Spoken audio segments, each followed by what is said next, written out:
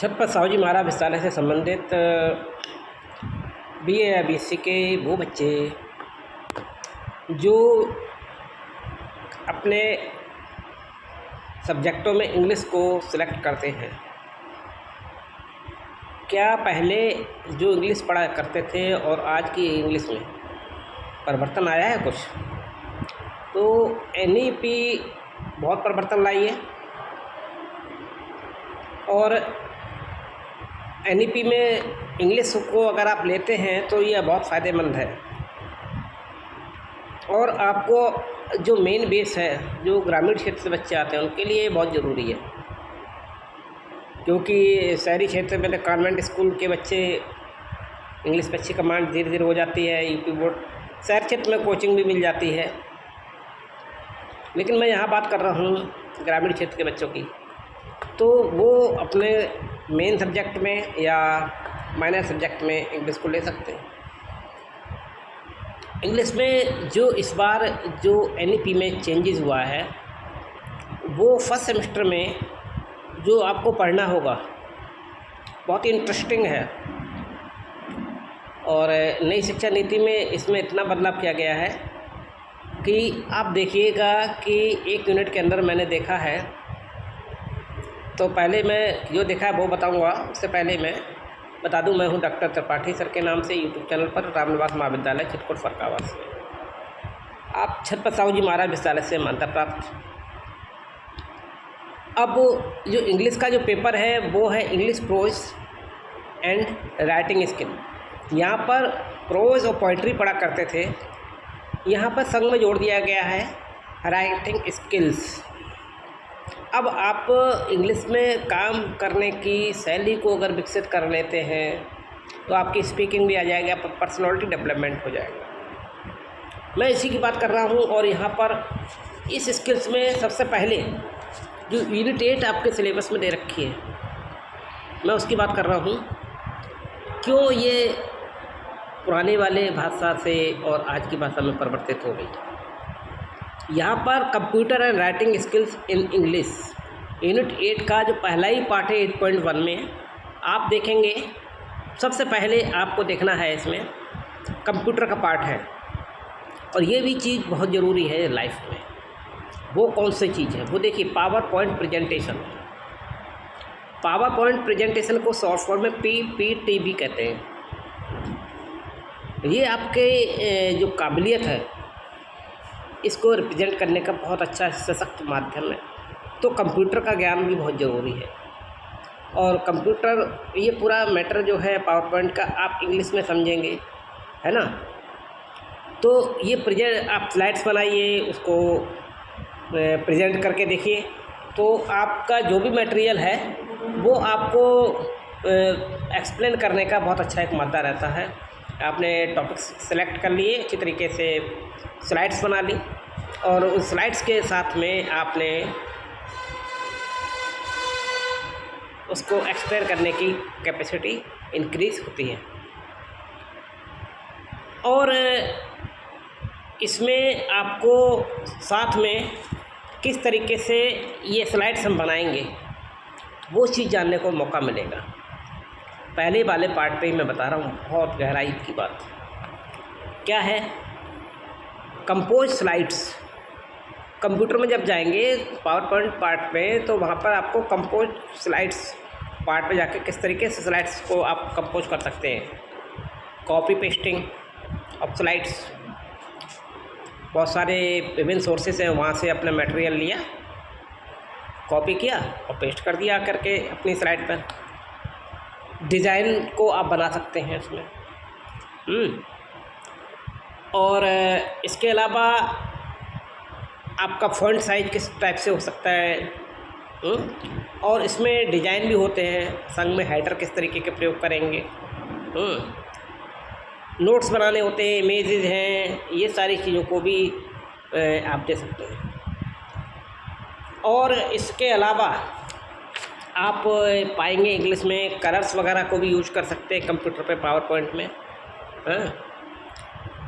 और animation and media भी आपको सीखने को मिलेगा।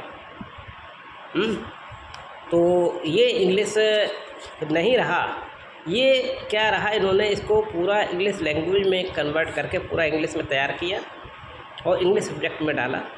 और इससे आपको बहुत कुछ कंप्यूटर की भी नॉलेज हो जाएगी और अपने एक्सप्लेशन करने का कैपेसिटी बढ़ जाए। तो इंग्लिश में क्या है कि बहुत सारे ग्रामीण क्षेत्र के लोग अपने आप को योग्य नहीं कर पाते हैं कि वो इंग्लिश में एक्सप्लेन कर पाएँ कोई चीज़। तो जब आप छोटे छोटे टुकड़ों में अपने स्लाइड्स बनाएंगे, उनको एक्सप्लेन करेंगे इंग्लिश में, तो ये आपकी स्किल डेवलप होगी, स्पीकिंग की स्किल में कन्वर्ट होगा।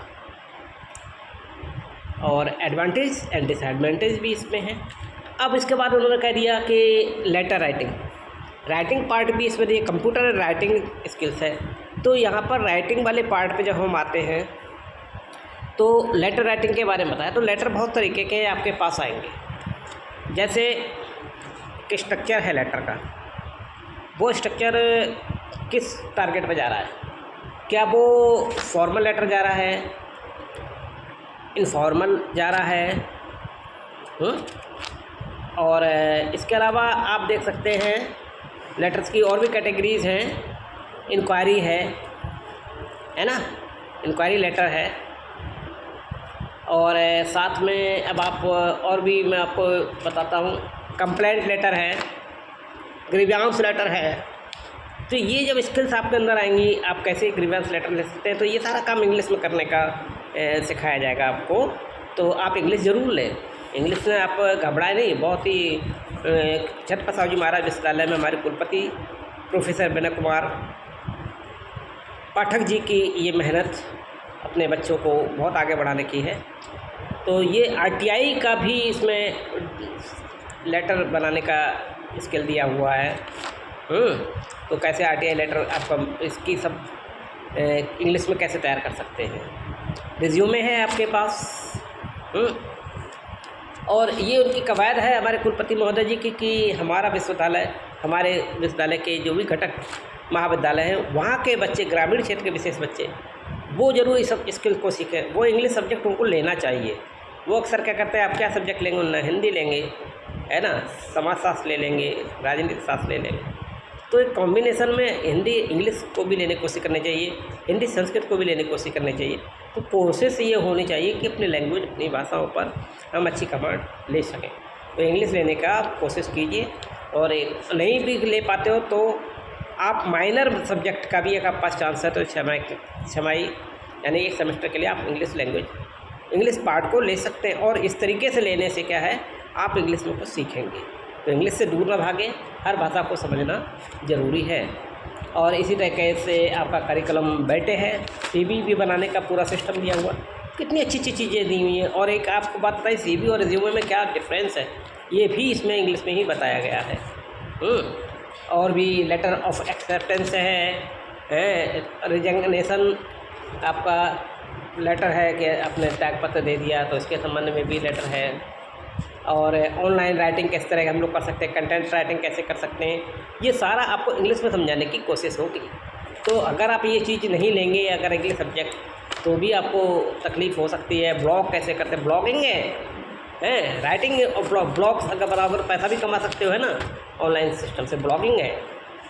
तो वेब्लॉग ये होता है, blog is a short form of weblog, है ना।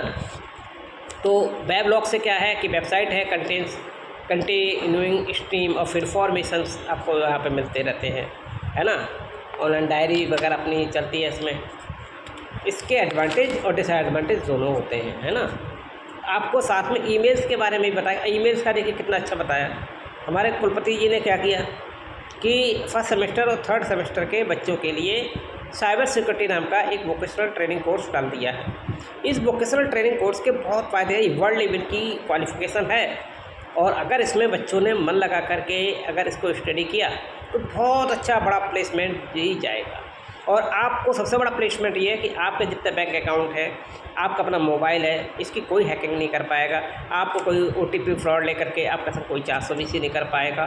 तो ऐसी बहुत दूर की सोच रखने वाले हमारे कुलपति जी के महाविद्यालय और इस इतने बड़े विश्वविद्यालय में जहाँ हर जगह उनकी निगरानी है, वहाँ के आप छात्राएँ हैं। तो प्लीज़ प्यारे बच्चों, आप ये मेहनत ज़रूर करें और साथ दें।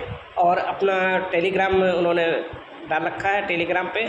जितने बच्चे आप लोगों ने रजिस्ट्रेशन किए हुए हैं, है ना, अपने ईमेल आईडी से, तो उसको आप समर्थ पोर्टल पर जा कर के और समर्थ पोर्टल पे स्टूडेंट लॉगिन है अपने ABC ID की सहायता से, अपने ईमेल की सहायता से, और वहाँ पर अपने आप को रजिस्टर्ड करके खोल के देखिए। नहीं तो टेलीग्राम पर जाइए, टेलीग्राम पर जा कर के साइबर सिक्योरिटी की क्लास चल रही है, वहाँ पे कुछ प्रतियोगिता भी आपकी संग में चल रही है और वहाँ पर वर्चुअल लैब भी है। ये पूरी चीज़ आपके मोबाइल पे ही आप सीख जाएंगे। तो वो चीज़ आप, टेक्नोलॉजी का ज़माना है, जीवन में आगे बढ़ने का बहुत ज़माना है, और घर बैठे रहने से कुछ नहीं मिलना है, कुछ हासिल नहीं होगा। तो इस तरीके से आप ईमेल्स के बारे में भी जान जाएंगे तो सफलताएँ आपके पास आएंगी।